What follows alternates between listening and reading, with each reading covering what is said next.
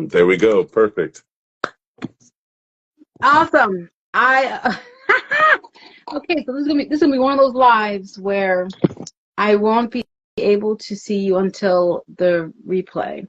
Oh, sadness. Okay, no worries, no worries. So, I'm looking at you. I promise I'm photogenic as well. Teamwork. no, I'm letting you know so you know, like, so in case I'm like looking kind of weird, it's not because I'm looking at Okay. you. No worries. Okay, how are you doing, Albert? What's going on? I'm fantastic. It has been a great day. This past weekend was awesome. This week's looking good too. So a lot of positivity going on, man. I'm feeling it.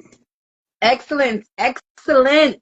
Okay, so guys, welcome to Hot Take Tuesday Live on a Wednesday, where I have a featured guest, and we discuss a movie that we both seen, and we talk spoilers. So, but if you haven't seen Django Unchained, even if you hear everything, you should still see it.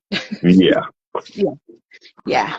All right. So my guest today is the multi-talented, fascinating actor with rings, My heart, my soul. Mr. Introduce yourself. Tell us what you do. Sure. No, oh, man, I appreciate you. Greetings, y'all. My name is Edward Stinson. I'm proud to be here. Artist, illustrator, art director at my own publishing company. We produce also a show at the Florida Renaissance Festival. We're the Ottoman Empire, so we do a bit of acting there. I do some sword fighting for that. I also work with the Spady Museum as one of their museum educators. So I actually teach about a segment of history called the Crucial Century. So specifically, this is 1870 to 1970. The reason we choose those years is because of the end of the Civil War and end of the Civil Rights Movement. Really important times of American history, and also hilariously directly dealing with the era of Django as well. So it definitely is a good movie is all I'm saying. But beyond that, so do a bit of history talk, do a bit of authorship as well. We write. So I made a book right now, actually working on some more books, but we also help people publish their books. So we also, like I said, are a publishing company. And as I tell everyone, if you have 24 pieces of anything completed, publish a book. Because if you have the page, you have a name of the piece or whatever it is, now it's a 48-page book. And if you have your indentications to your loving memory, your copyright page, your glossary, your index, now you have about a 60-page book from just 24 pieces. I tell this to everyone. If you're a poet, if you're a writer, if you're an artist, if you're a model, if you're a photographer, make a book. It's worth it. So beyond that, all that, publishing art, I do like to see, I act a little bit. We do the Renaissance Festival and I teach some history. I really just have an emphasis on education, creativity, and expression. That's my thing. Excellent. Those are some impressive accomplishments. I did not know that you were a publisher. I forgot the name of the company. It is Visual Adjectives. I always forget. Visual Adjectives. So straight up, what vehicle does someone use to tell their story or showcase their ideas? What visual adjective do they utilize in order to get those ideas out of their head and onto paper or into the world around them? Whether that be a movie, whether that be drawing, whether that be storytelling, whether that be illustrating concepts, defining thoughts, anything of the sort, it's whatever visual adjective you can think of. Okay, so does the publishing deal more in digital or physical media? We've had a few people who actually publish digitally, which is really awesome, and so they have their ebooks and whatnot. But I try and tell people all the time, like, so kind of mixing a bit of the history into it. Like I tell people all the time, really think about when people have started being able to publish in this country. If you are a Black person, it's pretty recent that people actually cared about us being able to publish. If you're a woman, it's really pretty recent that people have started caring about you being able to publish. And so I tell people to really think about how long a lifetime is versus a generation. A generation is only about 20, 25 years. A lifetime is 100 years. Slavery was, 1860. The suffrage movement was 1920. We were one human away from the suffrage movement. It just happened. And it's not like all women got the right to vote in 1920. That was mainly northern white women. Black women still weren't really able to vote because they were black. So not until the 1970s do we actually start, not that we have no stories of black people from before then, but not until the 1970s are this civil rights movement really causing this huge emphasis on, hey, we should probably listen to the stories of black people in our country. They've wanted rights for a long time. We should probably start listening. 1970? Really? That's when we got it. You know, and again, slavery was 1860. Like, whoa, it was so close. So, like, it's not this long bygone era of, oh, it's all in black and white. It's not that serious. Brush hush. It was literally a lifetime ago. Oh, you're always bringing up the past, and you mean my grandmother? Like, like literally my grandma. Bro, what are you doing? So, with this, I'm here for it, man. But so, alas, so go for it. You know what? Offline, I'll talk to you. Hey, crazy movie fan. Offline, I'll talk to you more about publishing. I have some questions offline. Sure, please. But today, we're going to be discussing Django Unchained. My body is ready. And on a separate matter, I just watched Sinners on Sunday in IMAX. Oh my God. No spoilers. I'm going this literally this weekend. I would never. My God. I would never. My body is ready. My body is so ready. Oh my God. The gang, I got the whole squad's going through. I got family members. I got like half a dozen friends. Like, nah, we stepping out and showing people. Like, I'm going to be here. I'm literally a guest on another podcast. Next week recording, we're going to be we're going to be talking about Sinners. Like, oh my God. Tell me when. I joked with them. I said, the episode feels like it's going to be 3 days long. Anyway, so back to Django Unchained. Yes. Written, directed by Quentin Tarantino, who is one of my favorite directors, actually. It's pretty good. I've seen almost everything. I have not seen Death Proof. Ooh, that was pretty fun. I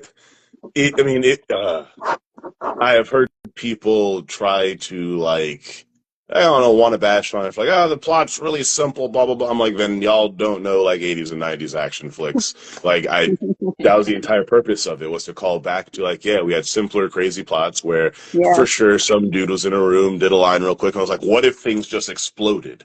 And also people were in, yes, let's do that. And, like, that's the movie. You know? Yeah. So, I'm a fun movie. I'm an 80s baby, so, yeah. Yes.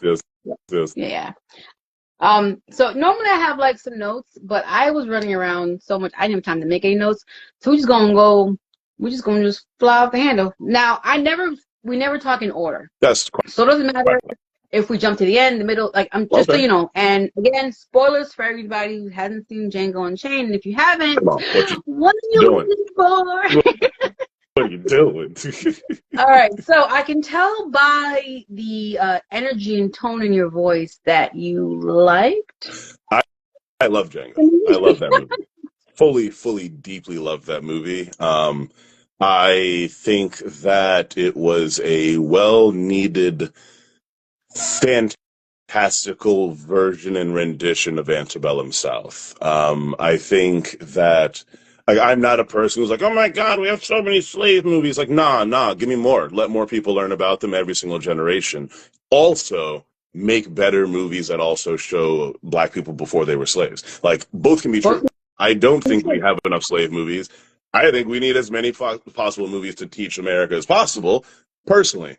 Secondarily, we also need far more movies. I would suggest more movies about, like, Mansa Musa, Mali's rise as an empire. I'd love some history about Morocco. I'd love some history about the era of the Moors ruling the Iberian Peninsula for 8 centuries and bringing Europe out of the Dark Ages, basically. I'd love more stories about, like, the Ottoman Empire, the Maghreb as a whole, all of Northern Africa, what happened in Algiers, what was Carthage like as they fought against the Romans. I'd love some stories about Egypt as very black people also fighting against European forces and forces in the Middle East. I would love stories about Nubia and the archers who were so effective that as the Romans tried to stop them on chariots, the Nubian archers were shooting them in the frickin' eyeballs. Moving targets on chariots, wild, but okay. Man. These are stories I want.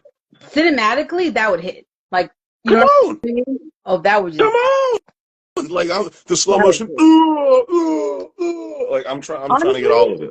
I'm surprised Clinton didn't try to do it because you know he loves him. If nothing, he loves feet and gore. Okay, he's It's really all good at there. It's it. all there. And everything in the All past is, quote unquote, barefoot people, apparently. He'd love that. All the slow mo shots of armies moving through and the beautiful footwork of it. Come on, we get all the slow motion shots. We get all the gore. yeah, It'll be great. It'll be yeah. fabulous. Win win for He's everyone. in heaven. He's in heaven with this. This is his bag. Exactly. Come on. So now the thing that I appreciate with Django Unchained Yeah. and technically Sinners isn't during slavery time, but it's like the Jim Crow era. Yep. Like I appreciate combining genres when telling these stories. I think I think it's a great release. You know, Agreed. like I think that Sinners in Django Unchained is honestly to me as important as Yeah. 12 Years a Slave. Like I think that they are Yes. important in their own respective rights. And you know, you watch a movie about like, you know, you watch a series like Roots or something, you're just like, okay, I need a little bit of a release. Yes. So to see revenge porn, Yes. so to speak, of Jane, you're like, okay. I am glad you use those exact words because that is exactly words I have used before actually about them. I know I really don't care if anyone thinks that it's controversial, but like, no, it's revenge porn. You aren't going to tell me that for 4 centuries, this one group of people got absolutely like brutalized, genocided, segregated, apartheided. I'm not supposed to find release in a movie where one of them breaks free, reclaims his agency, flexes on him in like this gloriously blue outfit, and then in slow motion whips the living crap out of one of the brothers while his other brother was actively about to start whipping another black woman while wearing Bible verses on his clothes. Nah, I'm trying to see that entire scene. I want to watch every second of it. I want to see him. Yo, John, you remember me? Wow. Beautiful. Beautiful. What I literally, I remember when I first saw that scene, man, I was, okay.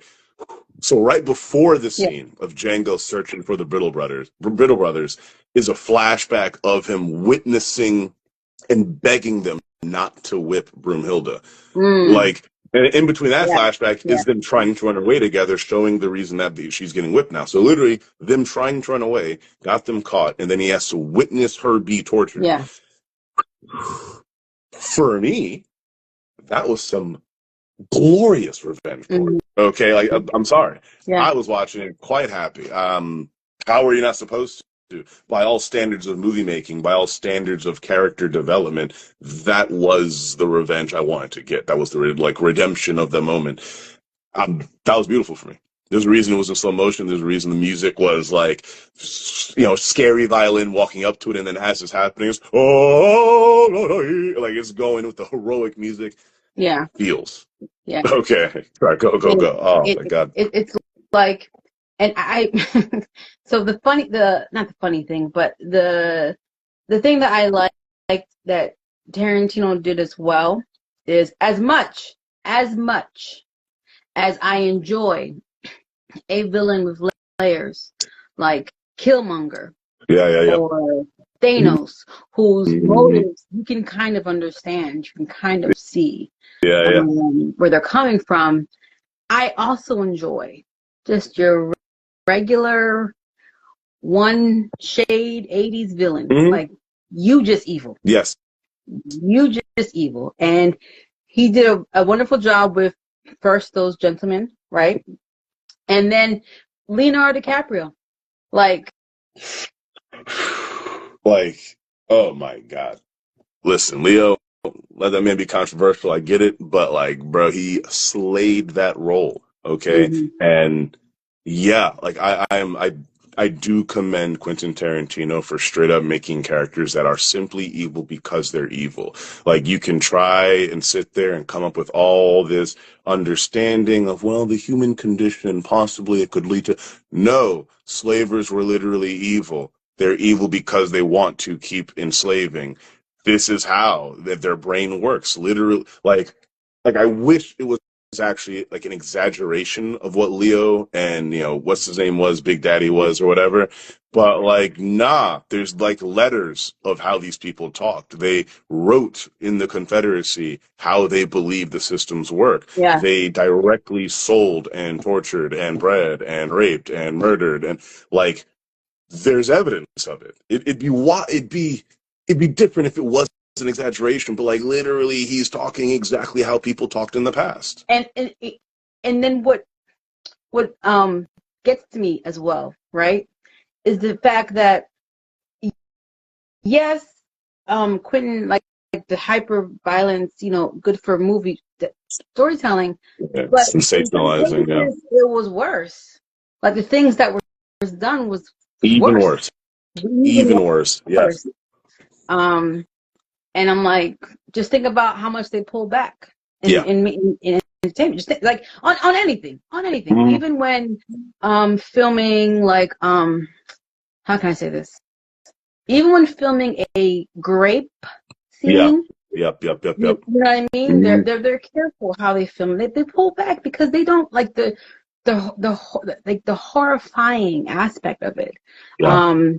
Is a lot to take in. It's a lot for us to take Mm-hmm. in. And I'm talking about across the way. And I don't walk out of 12 Years a Slave and then look at people and be like, y'all evil. Y'all weren't then. Y'all weren't then. I mean, there are still people who believe that, but I'm not doing that. Okay. And the whole point of these movies isn't to be like, oh, why people bad, hate them. No, it is to highlight where we were, because it's important. If you don't know history, you are doomed to repeat it. Yep. And I absolutely tell people right now, when I'm doing the tours all the time, like, we are evidenced to be people that repeat history. In 1820 was like the beginning and implementation of the concepts of Jim Crow. Was the implementation of like Dr. Sims experimenting on black women without any form of pain medication to start writing books about how and why race existed. It was an era of the South trying to convince everyone else why slavery had to exist. It was really horrible time in 1820. Wild, because in 1920 we have the literal movie Birth of a Nation come out. We have the Red Summer of 1919, and the Klan rises to well over 2, 3, 4 million members. We see the Daughters of the Confederacy rewrite all the history of the Deep South, and we see another repeat of extreme slavery and the war, and America trying to get everyone to believe why racism needs to exist. In 2020, we had an attack on the Capitol. We had Trump, the KKK, Confederates, neo-Nazis, literally in the Capitol of our building, or in the building of the Capitol, and then actively this new emphasis on bring our country, bring the greatness back again. Make America great again. America first, law and order, heritage, not hate. I really wish those lines didn't come into existence in 1820 and 1920, specifically by the Klan and specifically by Confederates. My question, it's not even me trying to be political. Like, that's just literally what happened. My question has always been, okay, make America great again. All right, I need details. What year? Details. What does that look like to you? Because, hey, maybe we both are thinking the same thing. Maybe. Just tell me what it is. You know what I mean? It was the era of like T-Pain and Akon, cell phones coming out. I'm all right with that. I'm okay. That was pretty solid. I'll take that. The first few, like, I don't know, Grand Theft Auto's like God of War coming out on PlayStation 1 and 2. All right, okay, I could go back to that. I feel you. But when do they want that greatness? Now, what I appreciate about Quentin Tarantino, what he did was he basically Django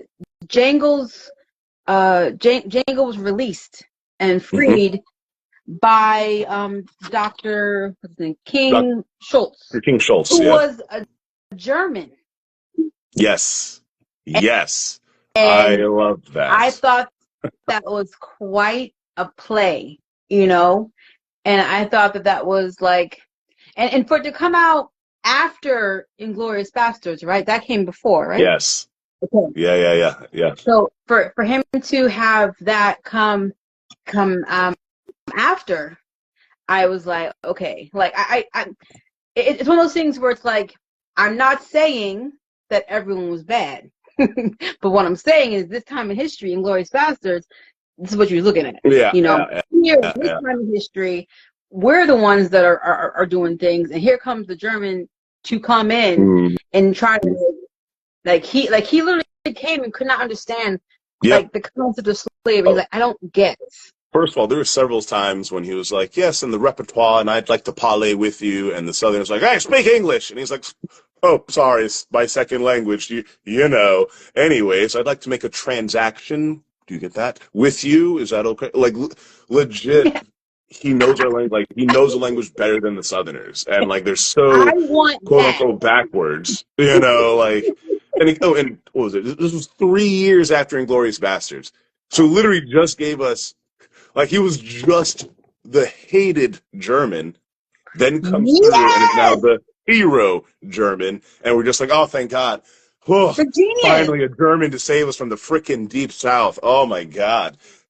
First of all, I think that's hilarious, because, oh, my God, I remember a conversation with my mom where she was like, dude, it's wild that we're comparing Germans to the Klan. And we're like, which one was actually, were the Germans worse than the Klan? Is that what he's trying to? I'm like, oh my, I'm like, no, that's not what we're trying to do here. We're not like comparing and contrasting. But I do remember that conversation. Like, literally, that's a conversation I want to partake in.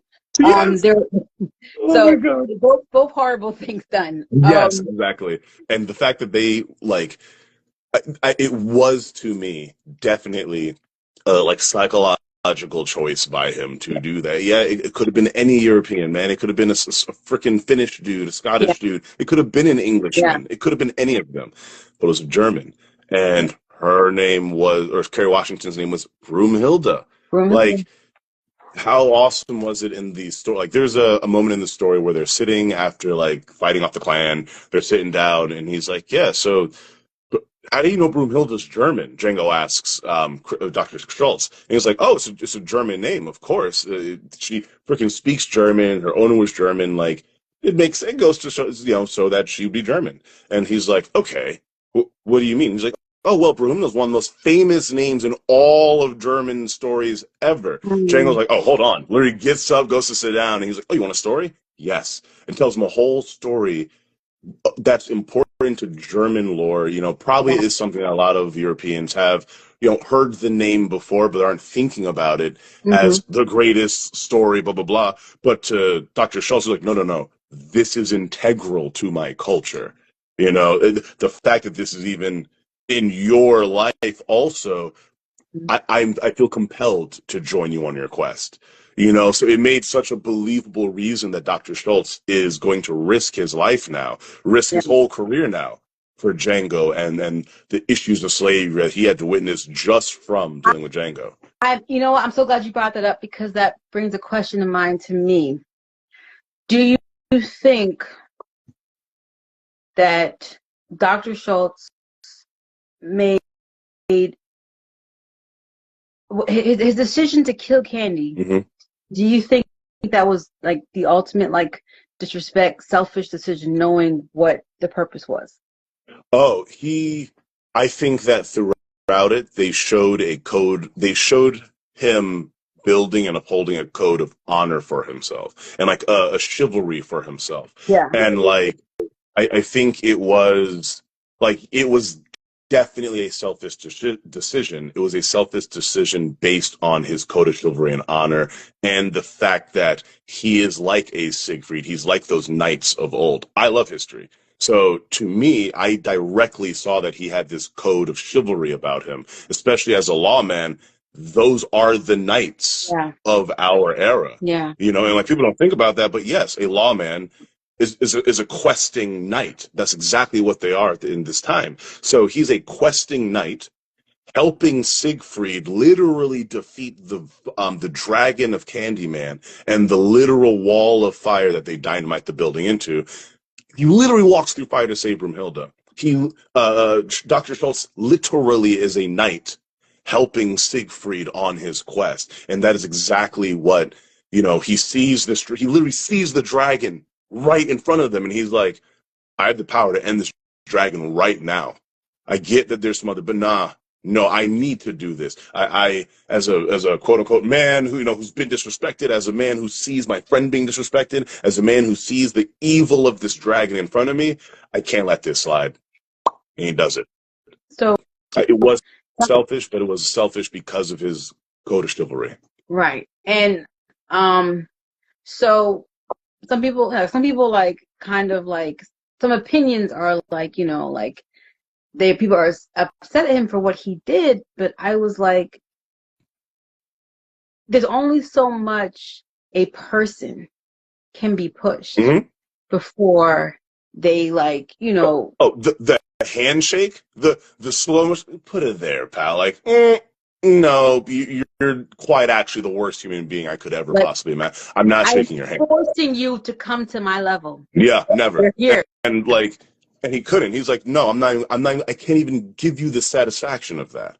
And again, I feel people's opinion. They might be mad at him. That to me shows that how he's not a perfect character. He can be flawed as well. He had that chivalry the whole movie, but a flawed character is usually a better character, frankly. Yeah, I agree. And and you watched little by and what was so interesting to watch with his character is him and Django going around collecting bounties. Like he's not even being phased because these are criminals and murderers or whatever. Now, like they've done horrible things. And for him to see human beings chained up who have done nothing but exist, who are treated in most cases less than criminals.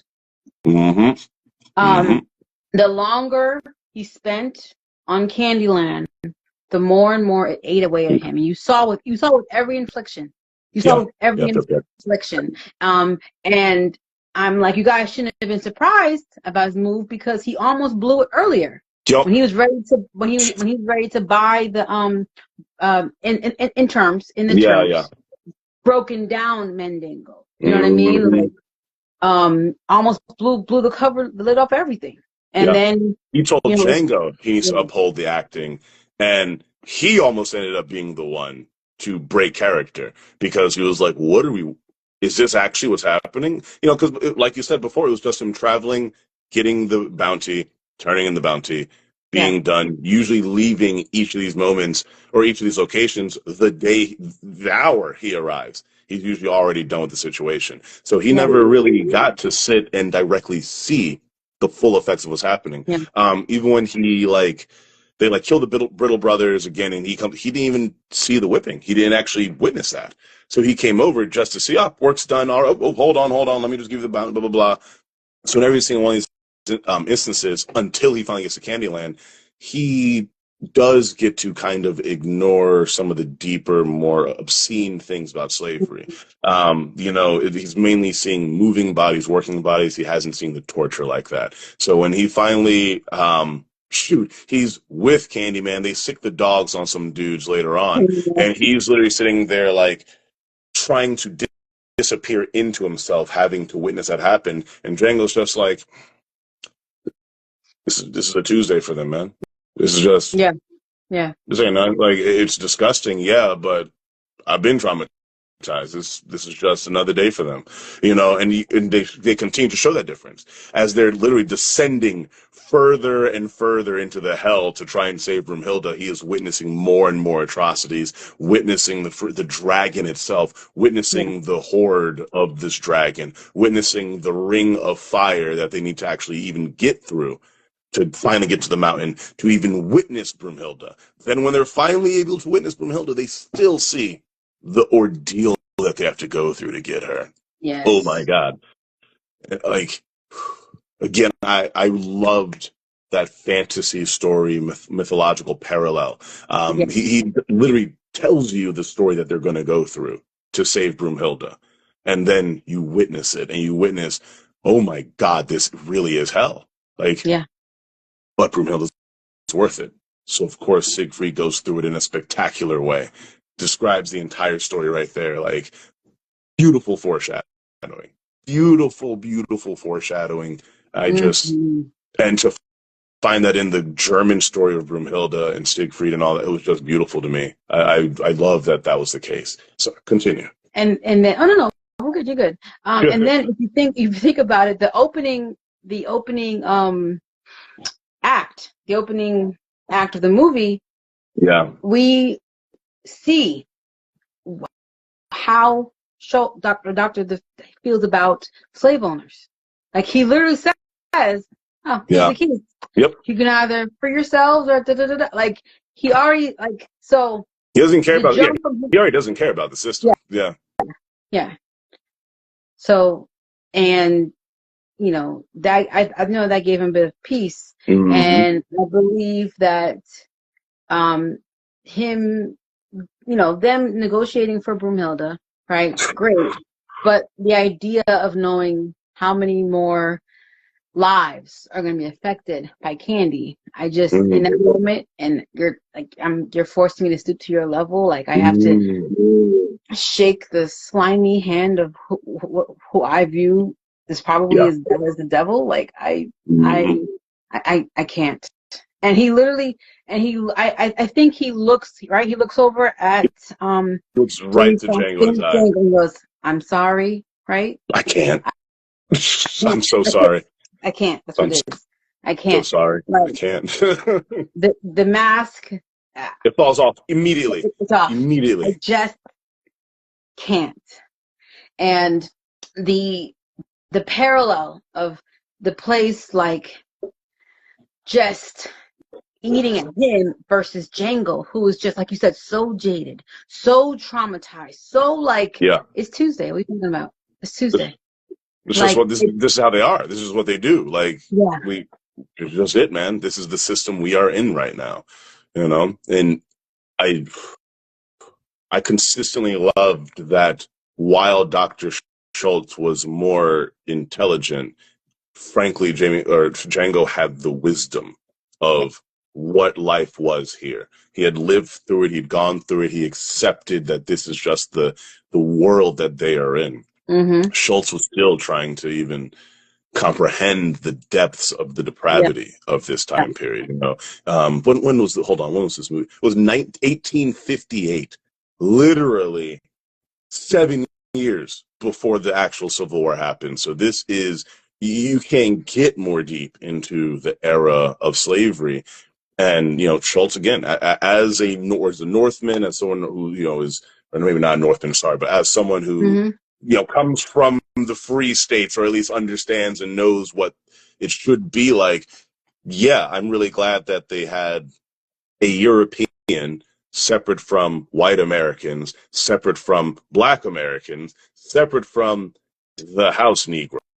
Okay, I'm extremely glad they showed all of these different personalities and perspectives during it. Samuel Jackson was a beyond perfect casting for that scene. That's the next character I want to talk about. Perfect casting. Oh my gosh, like, on some level, I think I might have hated Steven more than Candy. Yeah, no, for sure. Many people did. Many people did. Well deserved.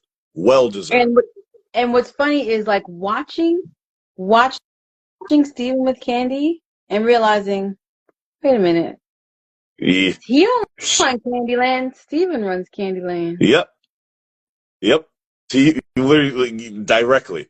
Yes, indeed. Yes, indeed. And that was, oh my God, I feel like that was one of the most important parts of the movie is how powerful the delegation of running, like delegating the work to run slavery, like how it happened. You know, once you convince them to enslave themselves, you only need to pick out a couple here and there to uphold those systems. You know, because they can talk to them, they can communicate with them. You know, and they can get just enough favors that the other enslaved around them will try and work with them because they don't want to get hurt. Yeah.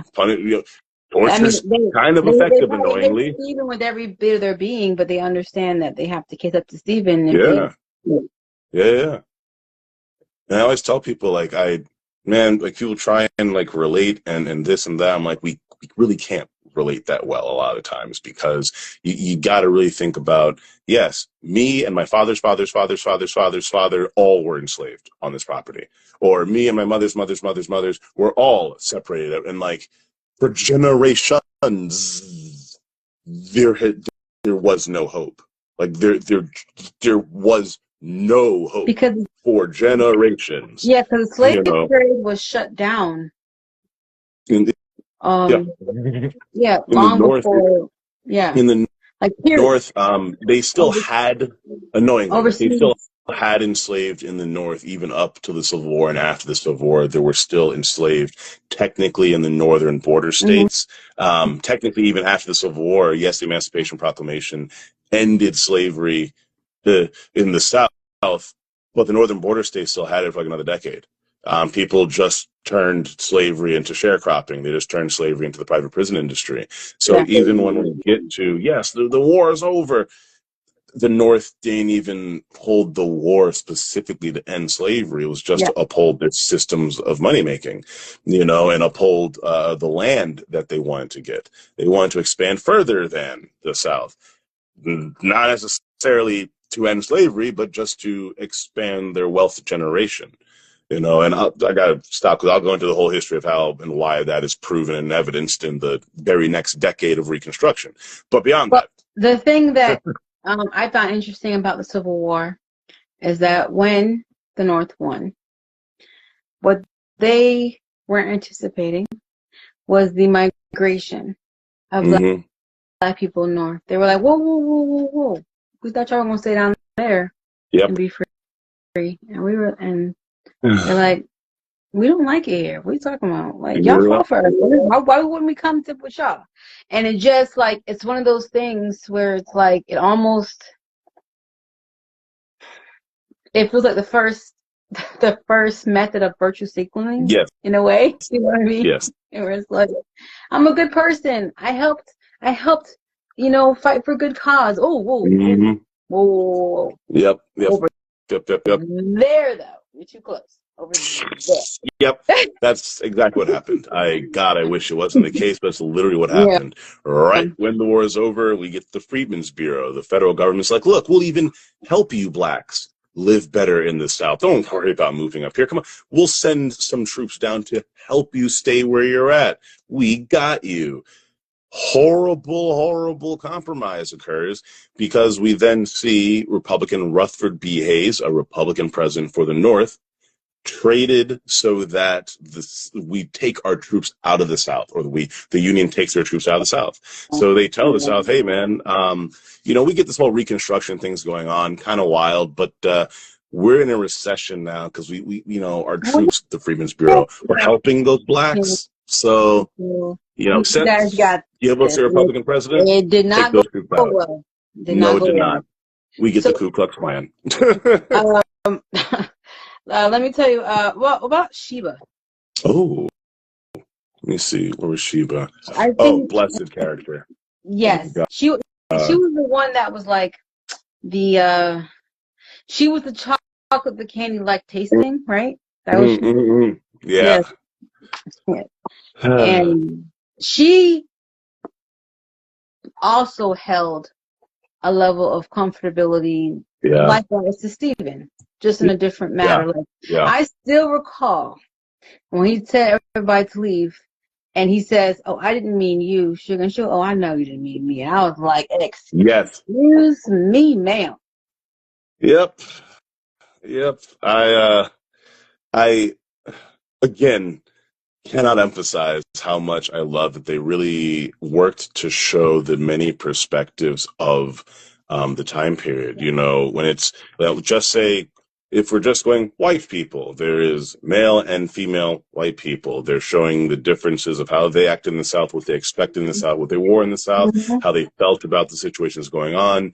They Mm-hmm. showed multiple towns, multiple white men and women, and how they reacted and responded to black men in clothing, slaves not, or in clothing, working, how they cared or didn't care for them. They showed Mrs. Candy and how she was very much so an enabler of the system. They showed house Negroes who liked it, house Negroes who didn't like it. They showed male and female house Negroes that liked it and didn't like it. Male and female field Negroes that didn't like it and were, you know, more docile or whatnot. Like, they really worked to show all the perspectives of how the systems of antebellum South were upheld.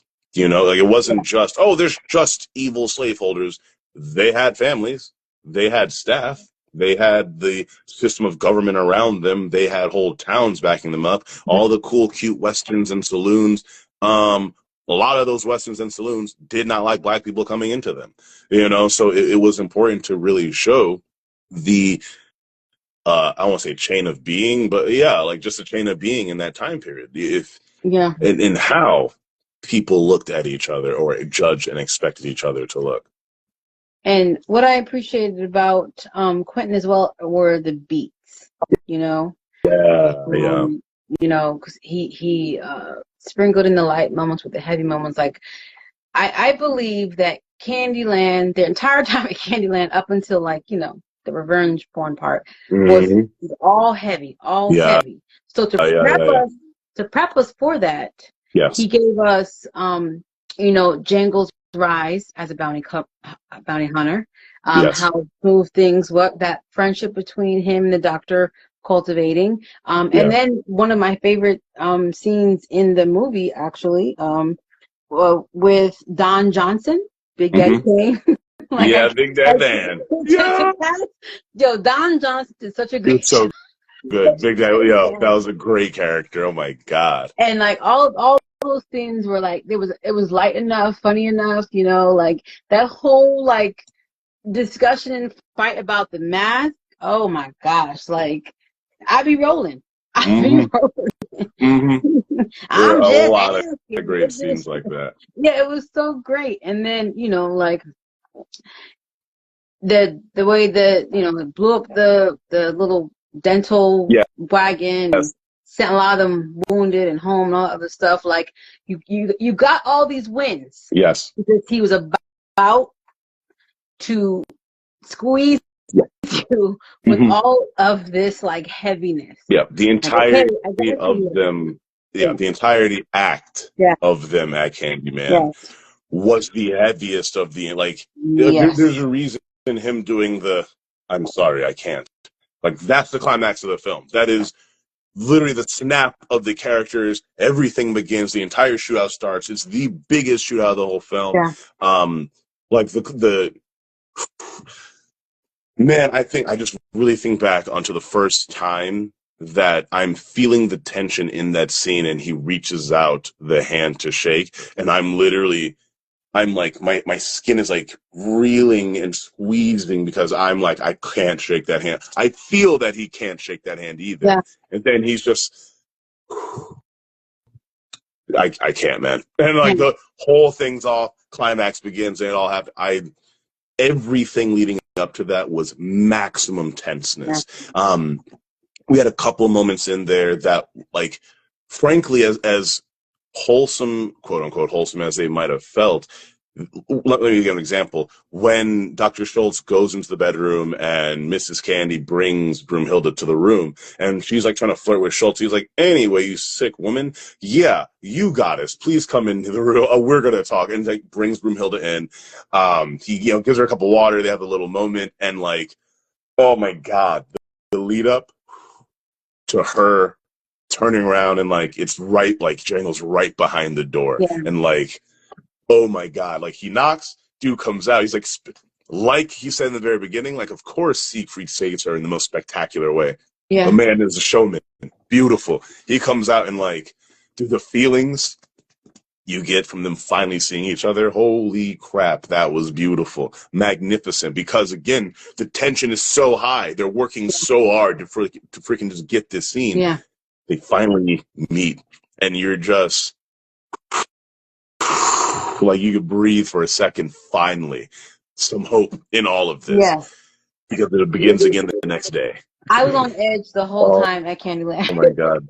I was on edge the whole time. And then they started off with the dog murder. Like what they started off with the dogs mauling the dude, and you're just like, "Yep, this is Candyland. Yep. That's where we're at." Tone shift. Tone shift. Yep. Tone shift. Tone shift. And when oh my gosh, when they had Broomhilda, I believe, unclothed at the dinner table in the hot box. Jesus Christ. Yes. Oh Jesus Christ. Oh my god. I can't stress how much I was just like livid for like, oh my god. And it was just like Quentin was like, I know, just hang in there. Yeah. Hang in there. I swear you were gonna get through this. Hang in there. You feel sorry for no one.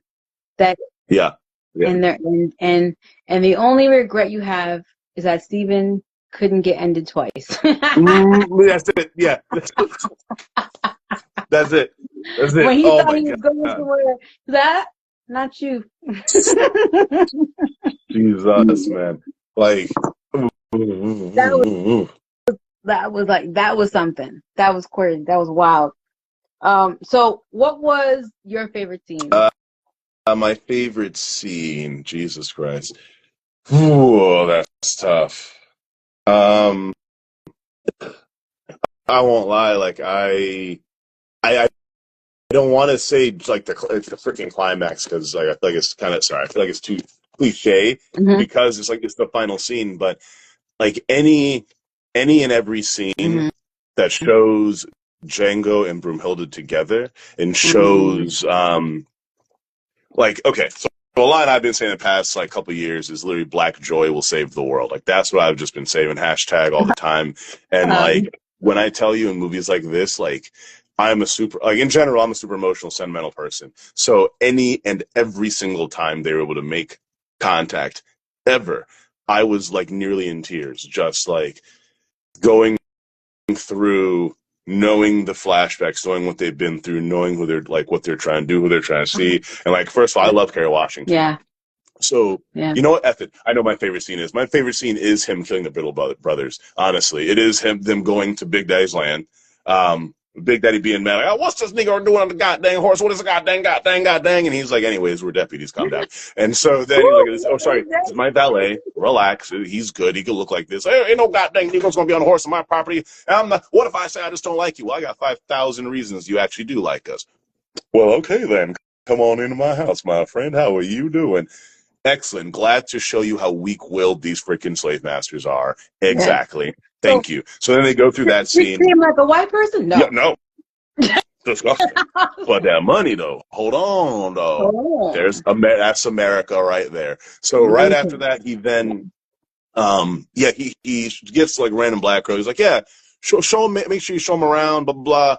And then Dr. Schloss is like, oh, you can't treat him like a slave. He's not a slave. Remember, you have to treat him like one of my own, basically. And Big Daddy's like, oh, all right. Well, make sure, darling, you don't treat him like, he's a freeman, all right? And she's like, oh, so treat him like a white man. And Big Daddy's like, no, that is absolutely not what I'm saying.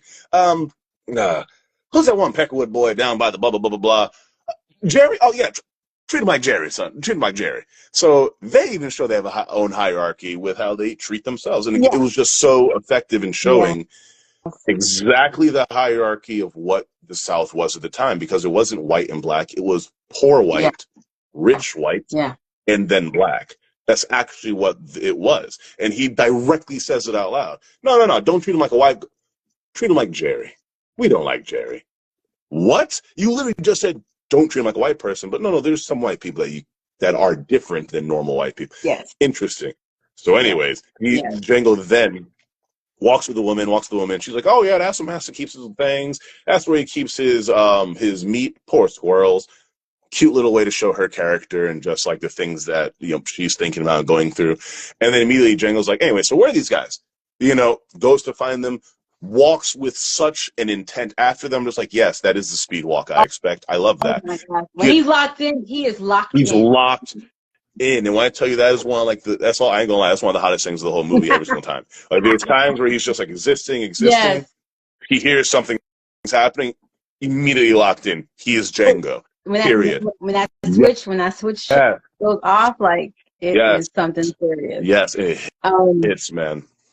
And oh my God. Yeah, there's so many good moments here. And love in the cottage too. Dang. Sorry, keep going. I was thinking about another scene. Oh. Well, okay. So, there's two scenes I wanted to talk about real quick. Before. As we are coming to a close. Dang it, I have another scene too. Okay, keep going. I'm sorry. I'm gonna hurry. Okay, so when Django is being hung, I think naked, hung, and Steven is relishing and the different forces they're going to unleash on him, and I think that part of it is Steven enjoying his last bouts of power. Yeah. Because no Candy, no Steven running everything. Exactly. And Steven will go right back to being, he may still be the head of over everyone else, but he ain't gonna be able to run free like he's been. So he's just sitting in there like a freaking peacock, just like strutting, saying, oh, they were just gonna cut off your whatchamacallits and da-da-da-da-da. But I told him, no, there's a better way. And he literally tells them the story of like, I was just like, and just the joy. Yeah, that monologue was insane. That monologue was absolutely insane. Where I was like, all right, Samuel, yeah. Dude, Sam was selling that role, and like the camera was like slightly askew. It wasn't flat. It was slightly off, just to show how kind of not insane, but just twisted everything was. Yeah. And like the whole time he's talking, his eyes are wide. Not only that, like he's not blinking at all, and it just really makes it as eerie, abnormal, sickening as possible. And he's just talking about us. He's like, yep, and we're going to send you to that one place where they're going to break you. Yep, it's this giant stone mine where all you do all day is pickaxe into the stone until your body breaks. And if your body doesn't break, then they're going to break you. Like is relishing in the fact that these dudes are about to be tortured. Like you said, like he knows that the power was lost. He's going to, he uses the anger that the bit of the power was lost, but he is absolutely loving what just happened. He's the loudest voice that cries out for Candy when he gets shot. Yes, the loudest voice. Funny. Oh my God, yes. That was freaking great. Okay, the other thing I wanted to bring up was when they're at the dinner table, Candyman actually cuts his hand or whatever, and I love the behind-the-scenes fact that like that was an accident that he cut his hand. He did not actually mean to get blood all over his hand, rub it all over Broomhilda's face. Nah, she was genuinely disgusted at like what the F is happening right now. But the entire. He was so committed that he did. And what's so funny is like initially he was all like hesitant about like, using the even saying the word, and everything. And Jimmy Fox has a funny version of that where he says, he was so hesitant. So I told him, I said, Leo, it's just a role. It's okay. Yeah. The next day, this dude walking around and he was just like making fun of it, but like, that was funny. That was funny. So, yes. So real quick, say your scene. The scene. Sorry. It was literally just them at dinner. Everyone's sitting at the table. Maximum tension as Jamie Foxx is like staying quiet, trying to just not obviously stare at Broomhilda the entire time. Dr. Schultz is just trying to go through the conversation. We get Steven as well, just like being like the most grotesque house Negro possible, and Okay. it really just helped show all the perspectives in one area. That Um, that Go ahead. scene was so tense. The entire time. I'm Okay. freaking, like, the entire time it was happening. I'm sitting there just freaking out because you don't want anyone to see them look at Broomhilda. You know, Broomhilda is like losing her crap witnessing Jamie Foxx under the table.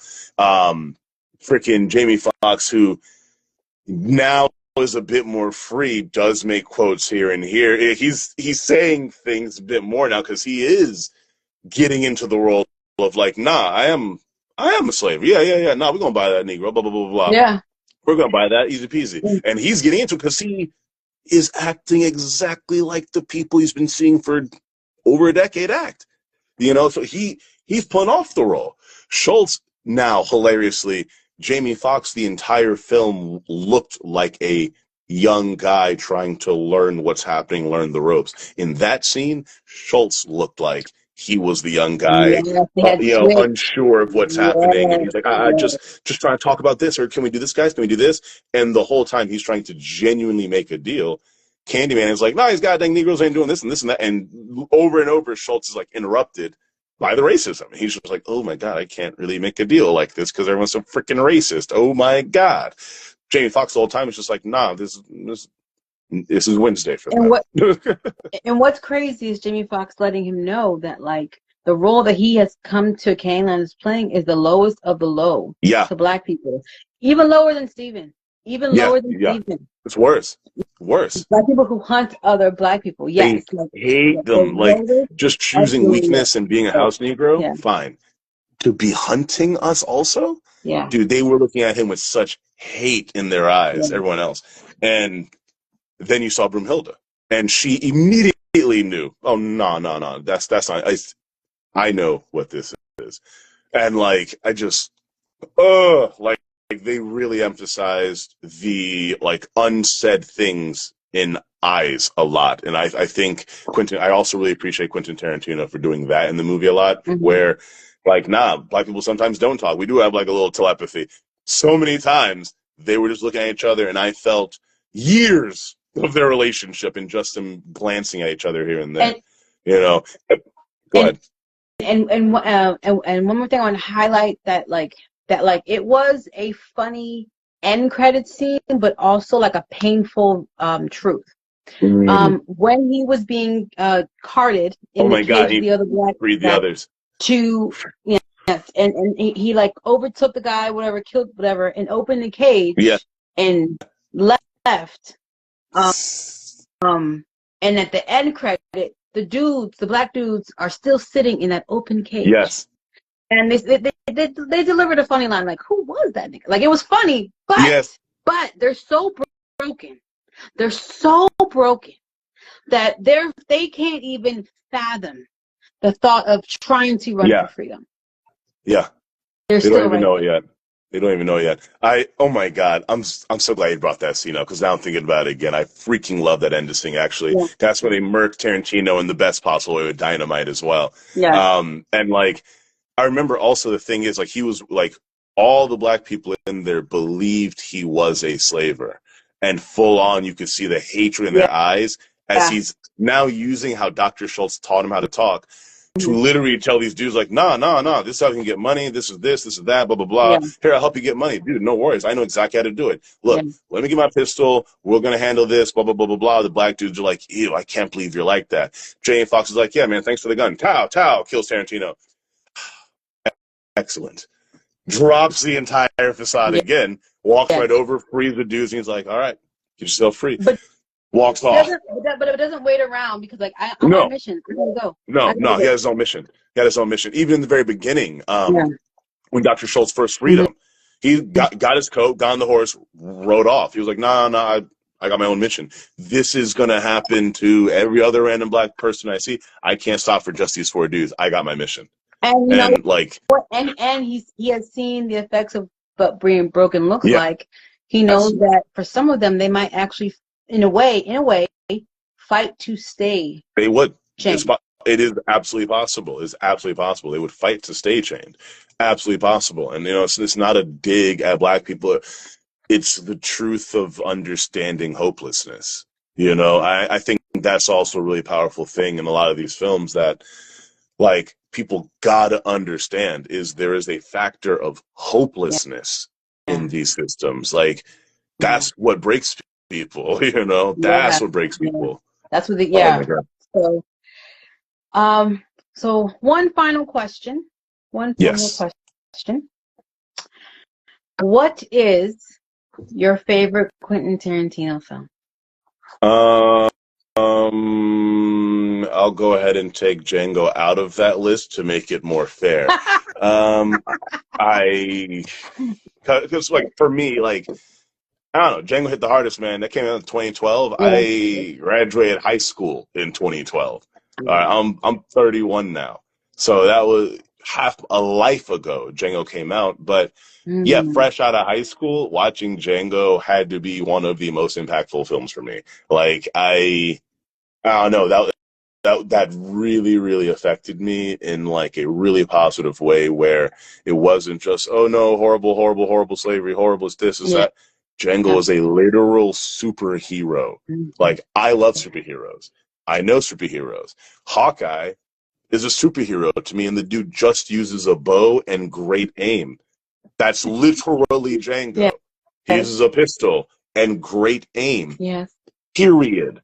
That's that's the superhero. Dude literally had a superhero outfit, the all blue fit, glowing in the freaking in the colors and contrast of the entire environment. Yeah. Like that's the whole That was point of quite. Django Yeah. is that he's a Western superhero. Hmm. And for me, I'm sorry, like that set up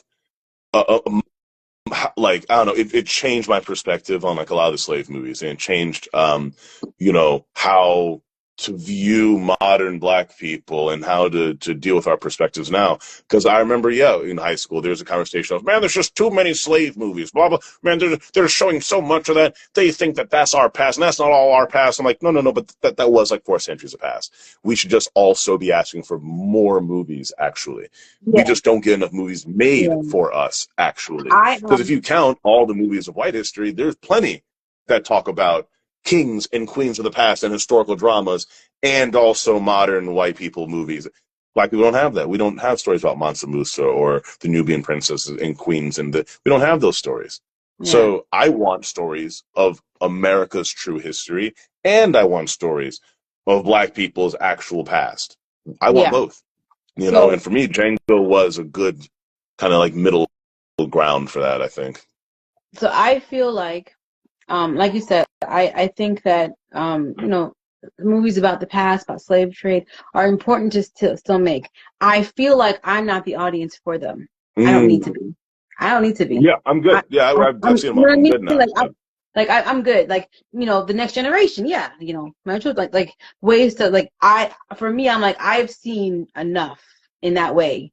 So to me, again, like doing it in a different way, like this, I'm like, oh, okay, this is a new way for me to kind of digest Agreed. knowing all the horrors that I know. Something that I can walk away with. I appreciate that. So, but yeah, I'm with you. Like, I'm not saying stop making them for sure. Oh no, yeah. No, I thought what's it called? Where is it? Wait, so Hate Plate. I thought Hate Plate. So you answered the question? Wait, so is that? Oh, sorry. So sorry. Yes, Django is like, okay, separate from Django. My bad. Separate from Django, it's probably Inglourious Bastards.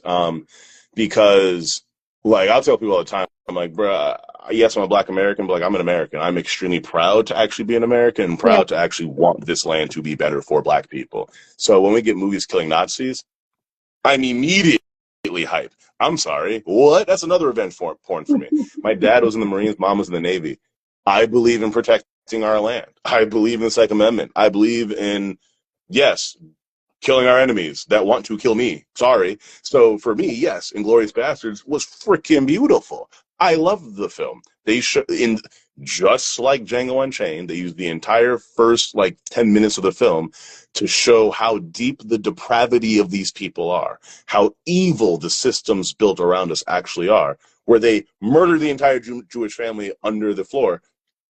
Yep, these are evil people. We don't need them to be so complex that we understand why they're bad guys. No, They're evil. Yeah. They are literally evil people who want to be evil, then give whole monologues on why they chose to be evil. Yeah. Excellent. Let's murk the hell out of them. Glorious. So I'm here for that. Sorry. so it's funny. Yeah. It's funny you say that. It's funny you say that because I'm starting to think that Quentin creates revenge porn. Oh, what up, Diego? He creates revenge porn to meet you where you are. I believe that. So there's Django Unchained, Inglourious Basterds for you, and for me, Kill Bill Volume 1. Like, that's my favorite for many reasons. Glorious. Many reasons. Glorious. Glorious revenge movie. My God. Oh my gosh. I thought so many reasons. Yeah. Okay. Oh my God. Actually, you need to see Death Proof also. Now I'm thinking about it. I didn't even think about it, but it's also a revenge movie. Death Proof and See? Grindhouse. He's like, I'm gonna find you. I'm gonna find you where you at. I'm gonna find you Yeah, where you yeah, at. I'm here for that. You know, like me as a mother, you know what I mean? Like her getting what in her mind originally what she thought was revenge for the loss of her baby. Yeah. Her the honoring Bruce Lee with the yellow jumpsuit. I've always been a Bruce Lee fan. Like, I remember being a kid watching, you know, the movies, you know, where like the sound didn't sync up. Oh yeah, I love me some martial arts movies. And actually, I love it. Like, I was like, yeah, don't fix it. I don't need AI to fix it. Keep it the way it is. That's what I want. He's good at and then also the cast, good making superheroes. You know, Vivica Fox and Lucy Liu, like all these badass females, like just doing it. Like when she went up against the Kuzo, I think it was. Like, yeah. And then even like the little anime backstory of Lucy Liu, I love. Like, there's so many elements that I love about this. I'm just like, yes, like you are speaking my language. So yeah, that's my number one favorite Quentin Tarantino film. love Kill Bill. Love Kill Bill, man. I think I was simply too young to love them and appreciate them the way that I did when I saw them way later in life. Like, I saw them again after Django, and I very clearly remember finally getting to see Kill Bill 1 and 2 back to back, actually. And immediately I was just like, oh my God. That's why they stuck so hard in my freaking brain. They're all superhero characters. Literally every single one of the assassins has their own outfit, whole like henchman, whole secret hidden base. Like, that's exactly what it was. Like, this is amazing. Spy versus spy, freaking hero flick. She's in a bright yellow outfit the whole time. They have all the classic martial arts tropes of like the training montage with the kung fu master. Like, they had it all, man. Every time he like put his fingers through his freaking mustache, and how they reused those characters, like the same guy is one of the Yakuza. Like, I loved all of that. The training, like the it was great. It was so great. It was so great. Like, fantastic movie. I love that movie. I need to kind of introduce it to my girls now. Like, they're all getting older, so we're starting to like. Oh my God! Introduce please. Some other stuff. Like, they're really on this horror kick lately, so we're watching horror movies. But like, I want to kind of intertwine. Oh, it's gory enough. They'll love that. They'll love it. It's gory enough. It's perfect. So, I want to thank you so much for coming on. No, thank you. I'm so glad we got to do. King Dio says Kill Bill is classic cinema. Yes. That's what we need more of, classic cinema. Yeah. Diego, did you see Sinners yet? Dude, you got it. That's what's happening this weekend. This weekend is going down. Like, I want, honestly, like, I need to be on a panel of 30 people that I know. Us talk about there's so much. Oh my God, there's so much. Oh my gosh. Stay off the internet. I need to. I've been trying to limit my social media presence because everyone's talking about it. I'm just like, it's so good. I know. All the still images, all the shots, the music, oh my God. Oh my gosh. I can't say anything. I can't say anything because it's also King Diego says not yet, this week as well. Okay, yes. When you guys go see it, all the memes, all the stuff is gonna make so much sense. Yes. Like, yes. I'm ready for it. The freaking poster they had. Oh my god. Okay, stop. I'm good. Mm-hmm. Stop. We're good. What I each promise. character represents, the decision. Oh, okay. Mm. So you know what? I'll send you the link to the webcast, the podcast Yeah, that I guest on. I need to know it, When you break it please. down, so you can watch it. But all right, guys, thank you so much. Thank Thank you, you. and thank you again, Edward. This was a great conversation. I would like to do this again. I Oh, hope you you already know I'm enjoyed here the for it. show. Oh, good, excellent, guys. Make sure you're following. Was it Ethic Art? Ethicus Art. Yes, Ethicus Art. Ethicus Art.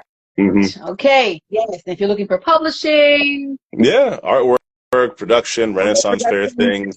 Only because America's wilding recently do I maybe possibly have some post about the wilding history of America, but also, but good things. Sorry. yes, for good things. All right, I will catch you guys next week. Take care. Have a wonderful day. Thank you. And hit me up in the DMs. Check out the Zombie Chronicles. My show is on Tubi. Yes. I'm a writer, director, and producer. I keep forgetting to say that. Whoops. And season 2, I'm currently editing right now. I'm a few minutes behind it. Yes, I know, but it was a lot. COVID was a lot. All right, COVID was a lot. Yeah. So, I'm working on that right now. But you can check out for free. All season 1 is on Tubi. The Zombie Chronicles. Exciting. Okay. Yeah, it's a drama comedy, so it's no horror. I'll be looking forward to it. All right, thank you.